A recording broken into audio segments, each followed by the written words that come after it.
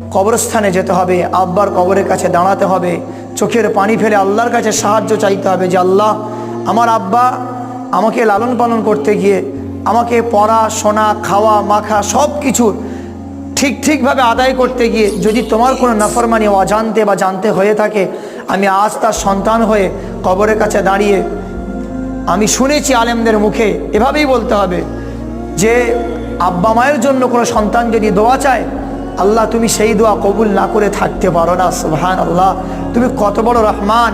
তাই আমি নিরালায় নির্জনে কেউ নেই, কাউকে সাক্ষী রাখিনি, তুমিই আমার সাক্ষ্য। তোমাকে আমি সাক্ষী রেখে তোমার কাছে সাহায্য চাচ্ছি। আমার আব্বা মায়ের খবরকে তুমি রিয়াজুল জান্নাত বানিয়ে দাও। আমাদের লালন পালন করতে গিয়ে তাদের যদি কোনো ভুল হয়ে থাকে, আল্লাহ আমি আজ সন্তান হয়ে পিতার জন্য ক্ষমা চাচ্ছি। আমার আব্বার খবরকে নূর মানাওয়ার বানিয়ে দাও, নূর না আলা নূর বানিয়ে দাও।